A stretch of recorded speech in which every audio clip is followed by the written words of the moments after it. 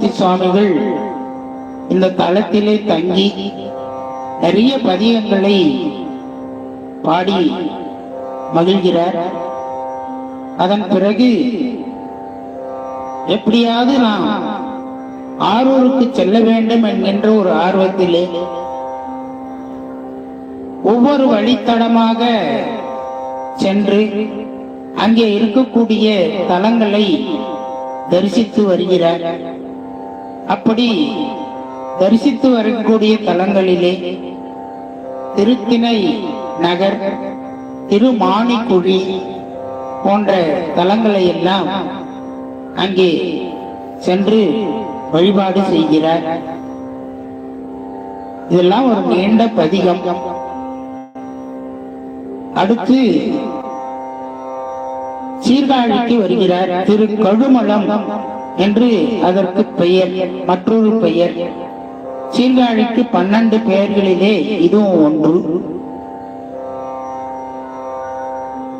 இங்கே வடவீரட்டானத்திலே நாவுக்கரசர் திருப்பணி செய்த தலத்தை மிதிக்க அஞ்சிய சுந்தரர்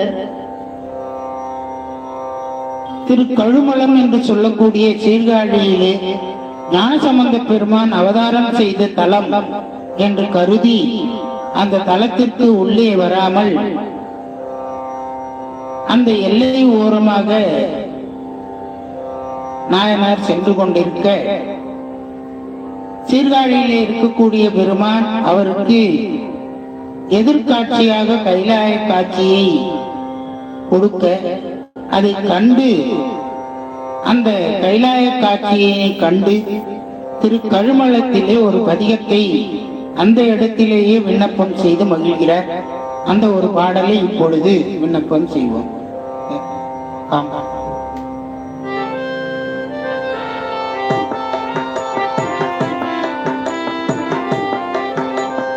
சாதனம் பிறத்தலும் தவித்து என்னை வகுத்து தன்னரும் தந்த என் தலைவனை மலையில் சாதனம் பிறத்தலும் தவித்து என்னை வகுத்து தன்னரும் தந்த தலைவனை மலையில்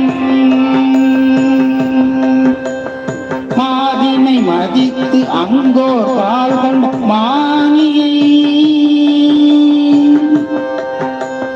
மாதினை மதித்து அங்கோர் பால் கொண்ட மணியை வருகுணம் சடையிடை வைத்தையம் மானை வருகுணம் சடையிடை வைத்தையம் மானை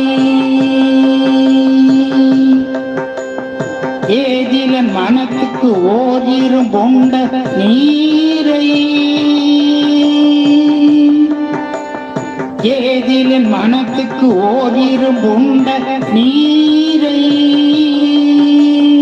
என் வகை ஒருவனை எங்கள் பிரானை என் வகை ஒருவனை எங்கள் பிரானை